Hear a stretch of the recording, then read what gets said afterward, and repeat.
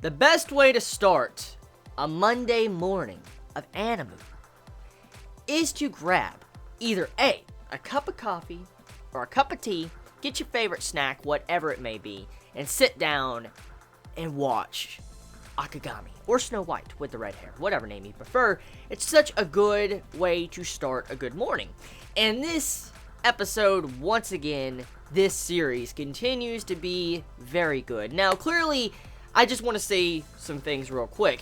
This episode mainly was kind of fluff. I will be honest. It was a episode just to kind of extend the content of what we've had for the past couple episodes, but in its own way, it was enjoyable and relaxing. And I mean, I like relaxing things to start the day. I mean, or end the day, actually. End the day or start the day. It just depends. I mean, and Snow White with the red hair this week was definitely a relaxing episode. Probably the most chillax episode out of the series. It definitely was. I mean, it had the slow pacing and atmosphere about it that was really nice to actually just sit down and relax. I mean, if you look at this episode, at the end of the day, we kind of already knew what was going to happen, if you think about it. Because, I mean, what happened with Shirayuki when she went to, the Elder Prince, and then she talked to him and all that, and was like, I'm not going to run away, I'm not going to leave the kingdom, I want to be here for Zen, different things like that. We kind of already came to the conclusion that's what was going to happen. I don't think any of us really were shocked about that revelation at the end of this episode, because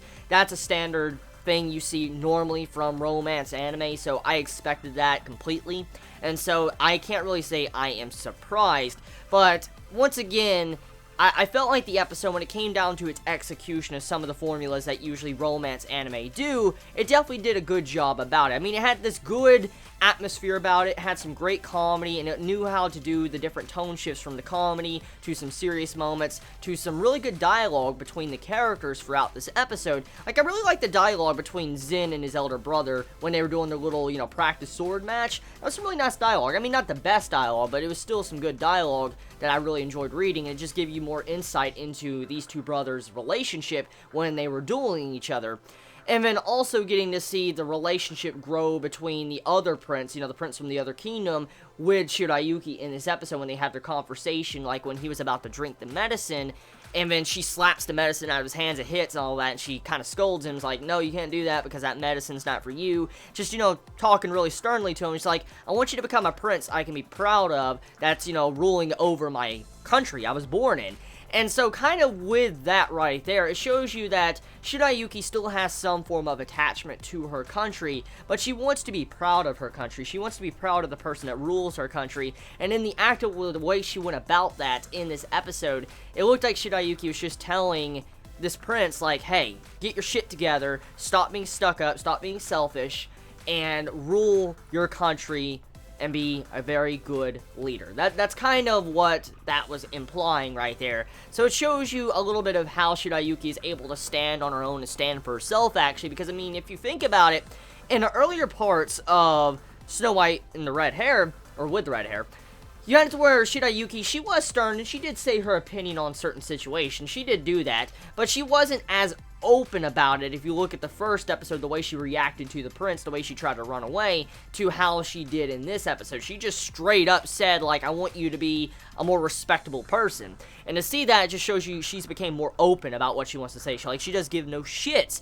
about what people think. She'll just say what she wants. So, very good development for Shirayuki with this week's episode. I have to say I like that.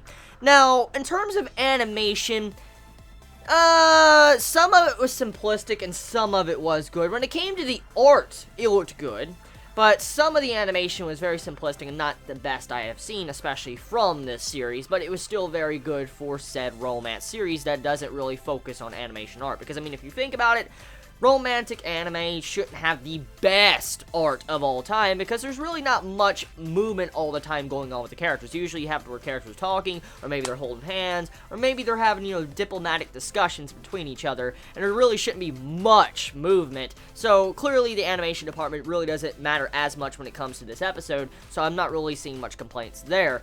Now, overall, though, episode, I felt like it did its job, even though it was extended, and like I said, it was mainly a fluff episode that just there to kind of make the time run for we can have enough episodes for like 12 episode series, it was still a very enjoyable watch, and I could see how some might complain about this episode, saying it was a little bit boring because it did seem a little bit dragged out. So tell me your thoughts in the comments below. You all have a wonderful day or night wherever you live. Please be safe. Chibi out.